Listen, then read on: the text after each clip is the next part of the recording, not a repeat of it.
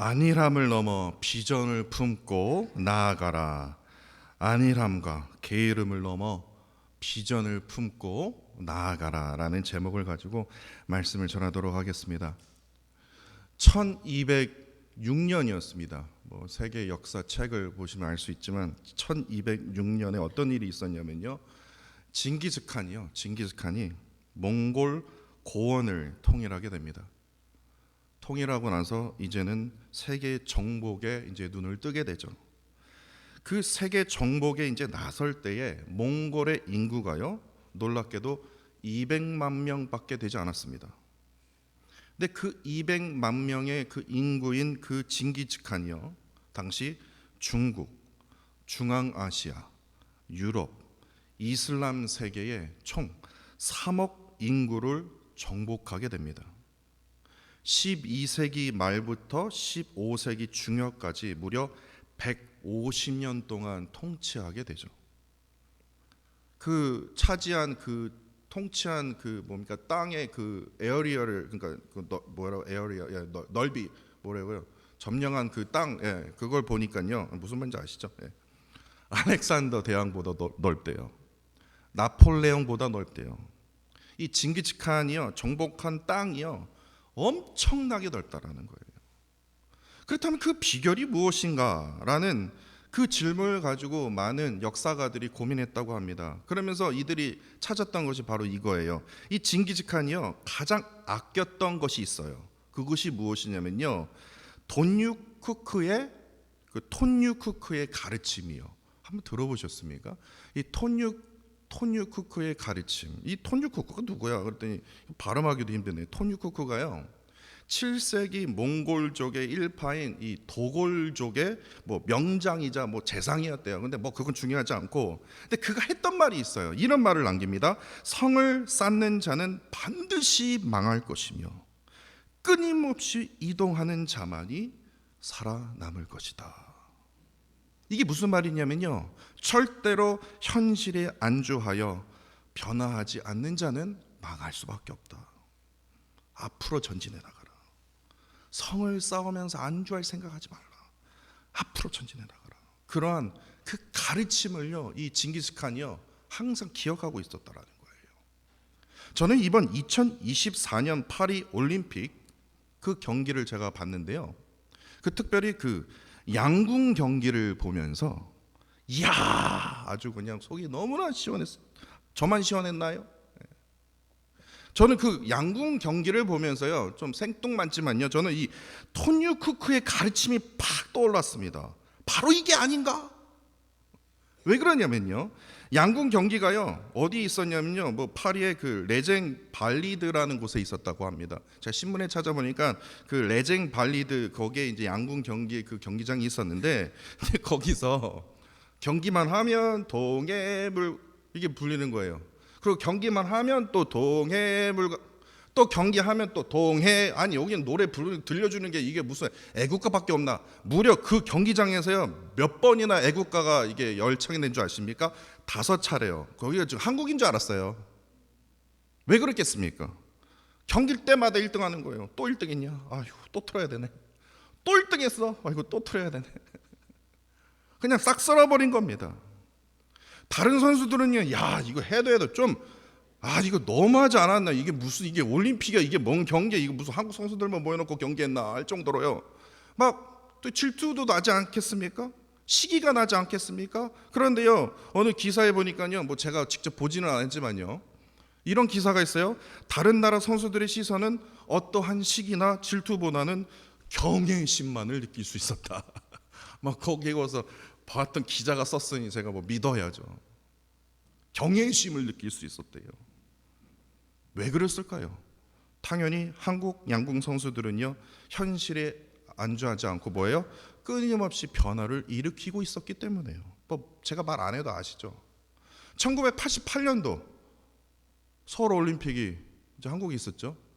그때부터 1위를요 했거든요. 처음 양궁이, 여자 양궁이 1위를 했는데, 지금 2024년 파리 올림픽, 그러니까 1988년부터요 2024년까지요 양궁의 1등 자리를 한 번도 놓치지 않았다라는 거예요. 이건 대기록입니다.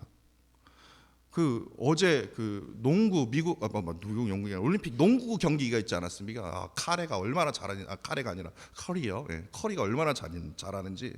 그래서 아니 농구하는 미국 아니야? 그래서 제가 찾아봤어요. 그랬더니 딱 5번 올림픽이 1등했어요. 아니 농구하면 미국 아니냐고요? NBA 아니냐고요? 한 5번밖에 1등 못했다니까요. 근데 그거보다 더한 기록, 10연승입니다. 대기록의 역사를 세우면서 세계인들이 또 놀란 거예요. 왜 한국이 양궁을 지배하는가? 이거에 대한 질문을 물을 수밖에 없는 거예요. 근데 이에 대해서요, 여러 가지 해석을 할 수 있겠죠. 또 이에 대한 KBS 보니까 어떤 아직까지 보지는 못했지만 다큐멘터리로 나왔더라고요. 그런데 이에 대해서 한국 선수 역대 최다예요. 5개의 올림픽 금메달을 획득한 이 김우진 선수 있지 않습니까? 근데 이 김우진 선수가요, 저 인터뷰 보면서 제가 아주 깜짝 놀랄 말을 했습니다. 그 김우진 선수가 그 인터뷰 내용에 속에서 왜 한국이 양궁이 그렇게 강한지 제가 알겠더라고요. 이렇게 말을 하더라고요. 어디서 베껴왔는지 모르겠지만 인터뷰에서 이렇게 얘기해요. 메달 땄다고 해서 젖어 있지 말고 어차피 시간은 흐릅니다. 저도 젖었는데요, 해 뜨면 다시 마릅니다. 뭔 소리야? 이게 무슨 말입니까? 지금 금메달, 내가 한국 선수들 금메달 최고 많이 땄다고 해서 그 메달에 젖어 있지 말고, 젖어 있으면 어떻게 됩니까? 나의 기량과 실력이 녹슬기 때문에 다시 초심으로 돌아가서, 어차피 해 뜨면 마르니까 다시 초심으로 돌아가서 목표를 향해서 자신은 끊임없이 은퇴할 생각 없습니다. 저는 끊임없이 달려갈 것입니다. 이러한 정신을 갖고 있기 때문에 한국이요, 양궁을 어떻게 해요? 전 세계를 지배할 수 있는 게 아닌가라는 생각을 해보았습니다. 그래서 제가 한국 양궁에도 또 찾아봤어요. 그랬더니 정말 헉 했습니다. 한국 양궁은요, 학연 지연 없습니다. 저번 도쿄 올림픽에서 이름을 날렸던 선수 있죠? 안산이요. 저희 외할아버지가 안산에 사셔갖고요, 제가 안산이라는 이름을 안 까먹는데요. 근데 이번에 보니까 안산 선수가 없는 거예요. 이상하다. 왜 안산 선수가 없지? 되게 잘했는데? 왜냐? 한국 양궁은요, 여러분도 아시죠? 저번 올림픽 때 금메달을 땄든 3강을 했든 하든 하나님이라도 상관없어요. 국가 선발은요, 다른 선수들 모두가요, 같은 선상에서 시작을 합니다. 다음 달 9월에요. 또 다시 원점으로, 김우진 선수뿐만 아니라 모든 선수들이 다시 원점으로 돌아가서요, 다시요 국가대표 선발이 이제 시작이 됩니다. 그게 6개월인가 한다는데, 해도 너무할 정도로 치열한 거예요. 메달에 젖어서요, 안주해갖고요, 살짝 녹이 슬리면요, 그 다음 올림픽에 못 가요. 그 다음 그 선수에 못 나간다라는 거예요.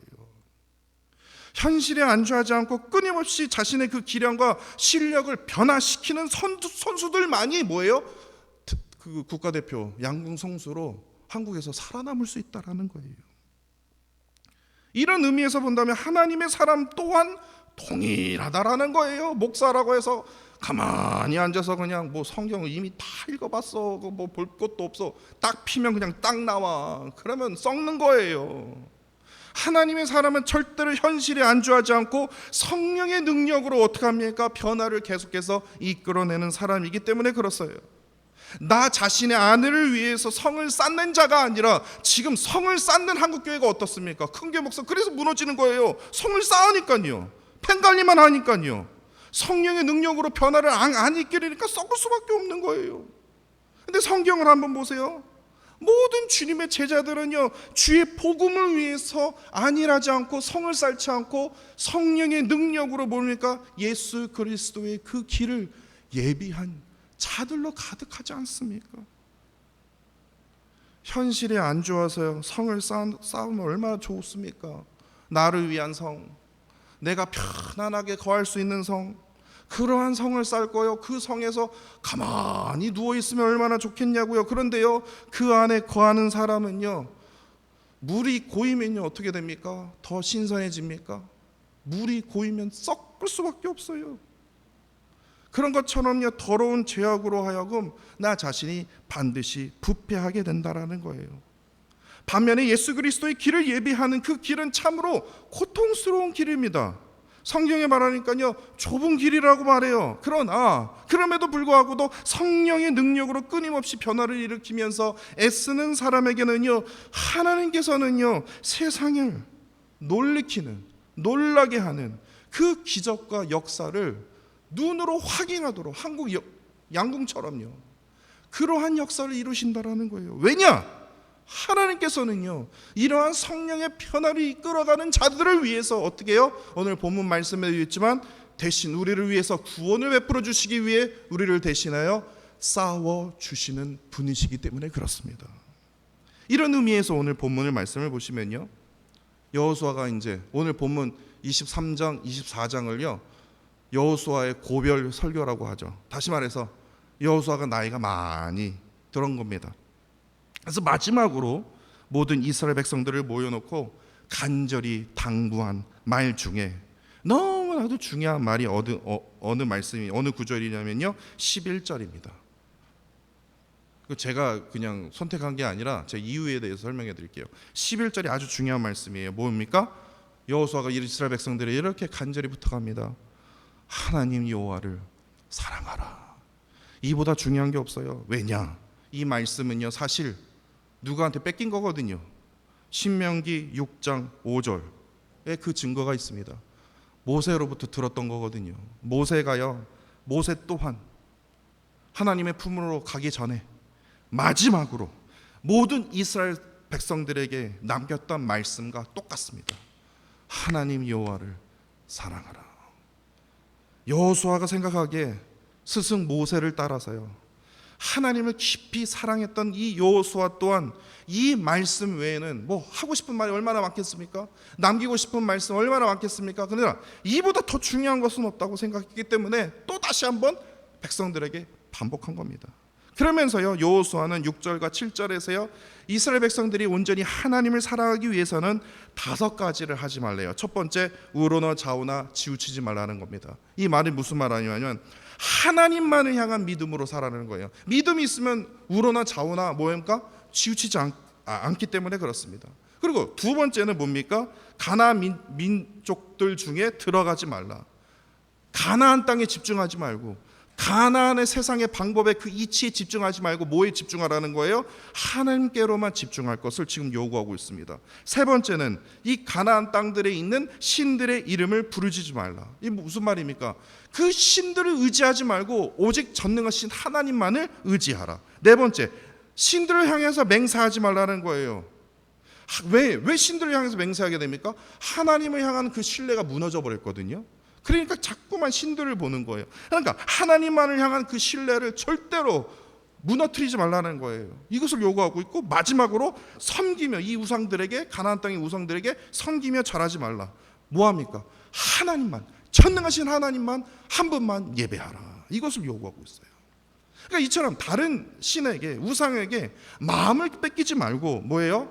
하나님을 향한 믿음, 집중, 의지, 신뢰, 그리고 가장 중요한 예배를 통해서 우리를 구원하시기 위해서, 우리를 살려주시기 위해서, 우리를 다시 일으켜 세우시기 위해서 뭐예요? 우리를 대신하여 싸워주시는 뭐예요? 전능하신 하나님 한 분만을 뭐합니까?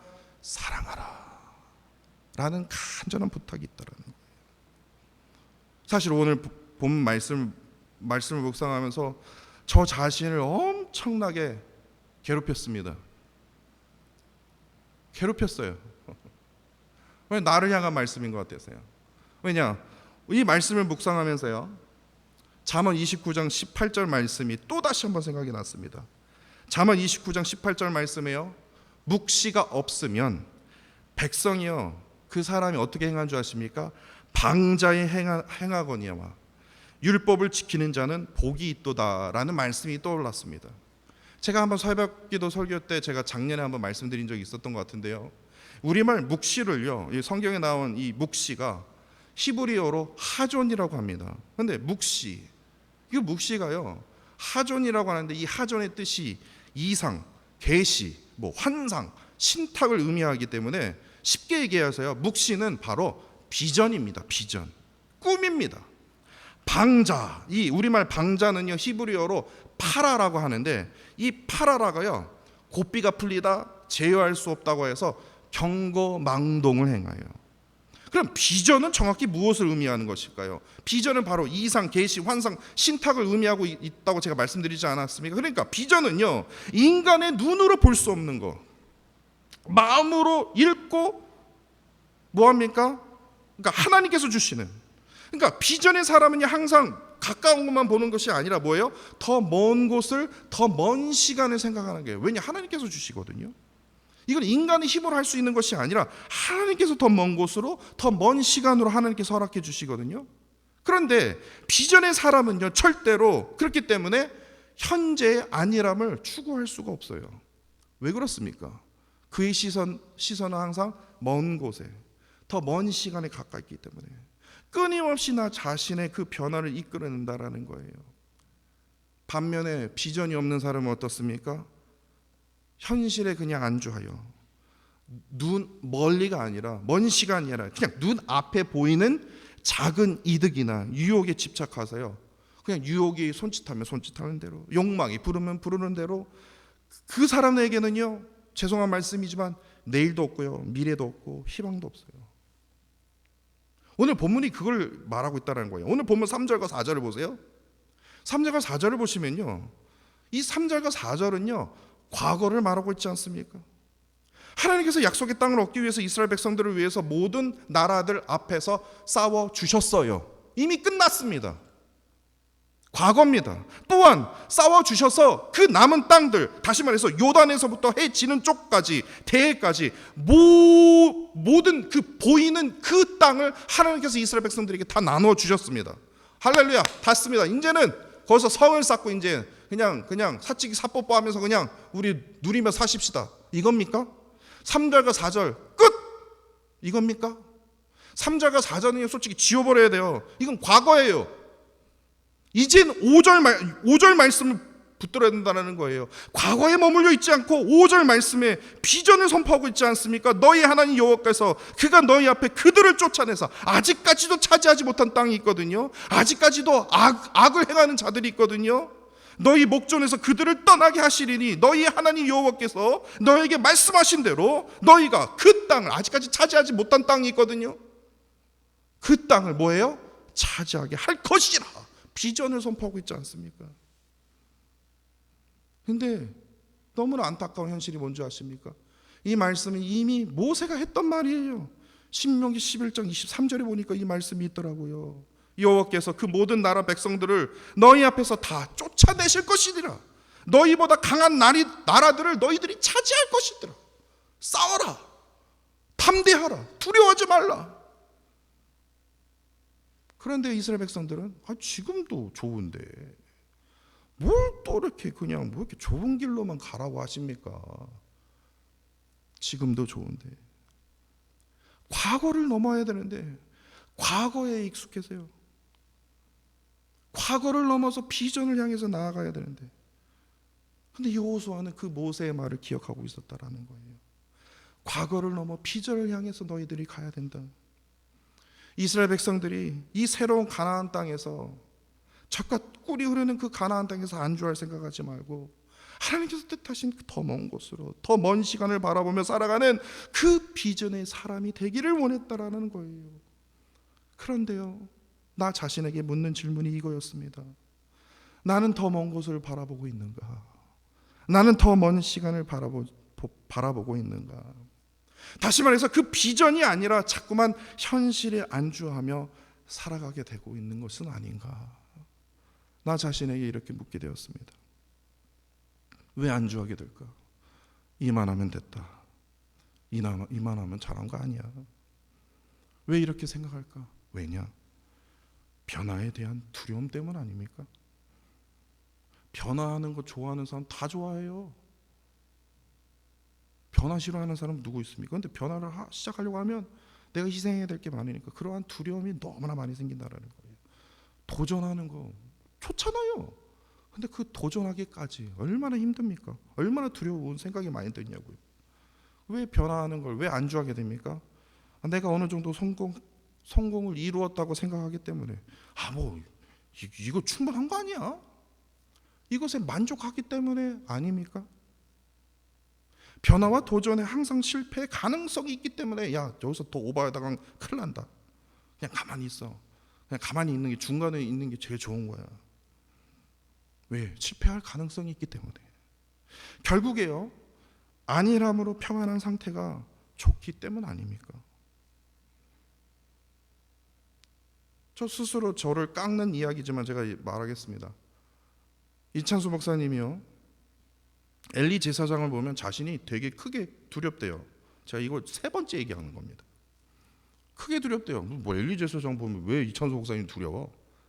사사시대의 이 엘리 제사장은요, 이스라엘을 대표하는 제사장이었습니다. 그러한 타이틀, 엄청난 타이틀을 갖고 있었지만 그 타이틀을 가지고서 그가 그렇게 영적으로 성장한 지도자였습니까? 영적으로 절대로 성장하지 못했다라는 거예요. 여러분들 성경에 보면 아셔요. 그런데 이찬수 목사님 뭐가 두려웠냐면요, 엘리 제사장이요, 그렇게 분명히 타락했음에도 불구하고도 어린 사무엘을 지도하는 데는 전혀 문제가 되지 않았다라는 거예요.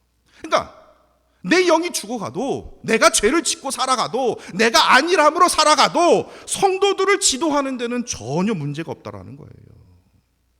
그렇기 때문에 자신이요, 엘리 제사장처럼 자신의 안일함과 게으름이 있을까봐 너무나 두렵습니다라는 솔직한 고백의 설교를 제가 들었거든요. 저를 향한 말씀인 것 같았어요. 지금도 저는 그것을 잊지를 못해요. 지금도 소름이 돋아요. 왜냐? 저 또한 안일해지려고 하거든요. 안일해지고 게을러도요, 성도들 앞에 설교하는데, 성경을 가르치는데 전혀 문제가 없습니다. 내가 죄를 짓고 있어도 성도님에게 뭐 이렇게 말씀드리는데도 전혀 문제가 없습니다. 그렇기 때문에 제가 제일 두려운 게 무엇인 줄 아십니까? 그 잠언 말씀처럼, 29장 말씀처럼 방자에 행하는 목사가 될까 봐 저는 두렵습니다. 저는 그래요. 다시 말해서 여호수아가 말했던 것처럼, 오늘 본문에 말했던 것처럼 우로나 자로나 치우쳐서 더 먼 곳을 보지 못하는 그러한 어리석은 목사가 될까 봐 저는 계속해서 두렵다라는 거예요. 근데 이보다 더 두려운 게 무엇인 줄 아십니까? 이러한 어리석은 목사로 하여금 우리 루이빌 교회가, 또한 우리 루이빌 성도가요, 이 비전의 사랑과 더 멀어질까 봐 참으로 두렵다라는 거예요. 이것이 내 안에 존재하고 있는 가장 큰 두려움입니다. 두려움이에요. 성경 안 읽어요. 예배 빠져요. 기도 시간에 안 나와요. 옛날 목사님들은 막 전화되고 막 저 아버지는 그랬거든요. 막 혼내고 막 그랬거든요. 제가 한번 그렇게 해봐요. 전 그런 두려움이 있습니다. 아휴, 그래, 그냥 뭐 이 정도 하셔도 참 훌륭한 성도님이시지. 제가요 계속해서 그러한 어리석은 목사가 될까 봐요. 제가 오늘부터 막 윽박지르겠습니다. 그게 뜻이 아닙니다. 이걸 어디까지 제가 참아야 될지, 어디까지 제가 이거를 해야 될지, 그냥 그래요 성도님 이해합니다 라고 해야 될지, 저 그러한 두려움이 있어요. 저 솔직하게 지금 여러분들한테 토하는 겁니다. 그럼에도 불구하고도요, 여러분들 앞에 제가 이 악물고요, 제가 여기 나오고 싶어서 쓴 게 아니에요. 여기 한번 서보세요. 얼마나 두려운 자리인지요. 뭐 다른 사람도 여기 자리가 되게 좋다고 하는데, 한번 서보세요. 근데 이 자리에 서까지 제가 이 악물고 제가 여러분들 앞에 담대히 말씀을 전할 수 있었던 것은 바로 오늘 우리가 부른 찬양의 고백입니다. 오늘 본문 10절을 한번 보십시오. 이 10절 말씀이요, 내가 평생에 붙들어야 할 말씀이더라고요. 너희 중에 한 사람이 1000명을 쫓으리니 이는 그가 능력이 있어서가 아니라, 머리가 똑똑해서가 아니라, 지략이 있어서가 아니라 뭐예요? 너희의 하나님 여호와가, 그가 너에게 말씀한 같이 내가 너를 위해서 내가 싸워주리라. 제가 포기하겠다는 말이 아닙니다. 저는요 믿어요. 이러한 부족함이 있는 목사예요 하나님. 그럼에도 불구하고도 하나님께서 한 사람으로 1000명을 쫓아내는 그러한 능력을 행하시기 위해서, 나를 위해서 하나님께서 싸워주실 것이라고 저는 믿습니다. 지금도요, 우리의 그 두려움 가운데 있는 우리를 위해서, 지금 이 순간에도 우리를 위해서 싸우고 계시는 그 하나님을 바라보기를 간절히 원합니다. 제가 큰 절망 가운데 있었을 때 하나님께서요, 하박국 1장 5절 말씀을 저에게 주셨어요. 요한아, 너가 보고 또 보고 놀라고 또 놀라는 일을 내가 행할 거다. 이 자리에서요, 새벽에요, 저에게 주셨던 말씀이었어요. 보고 또 보고 놀라고 또 놀라고요. 그럼 여러분들 여기 물을 거예요. 그래서 놀라셨어요? 아니요, 조금 한 코딱지만큼 놀랐거든요. 아직까지 놀라려면 더 많았지만 하나님 일하시는 것 같아요. 제가 이해할 수 없는 일들이 지금 벌어지고 있거든요. 진짜 그래요. 하나님이요, 나를 위해서 싸워주신다는 거예요. 여러분들 가운데 지금 두려움, 말을 하지 못할 그 두려움이 여러분들 이 가슴 가운데 있으십니까? 하나님은요, 내가 너의 마음을 안다. 진짜 내가 너를 통해서 보고 또 보고 놀라고 놀라게 되는 그러한 일들을 내가 너희를 통하여 행하실 것이다. 너를 위해서 내가 싸워줄 것이다. 이러한 기적의 그 은혜를 간절히 사모하는 성도 여러분들이 되시기를 원합니다. 하나님의 구원을, 하나님의 능력을, 우리를 위해서, 지금도 우리를 위해서 싸워주시고 애써주시는 그 주님의 그 권능의 그 손을 붙들고 바라보는 저와 사랑하는 성도 여러분들이 되시기를 간절히 원합니다.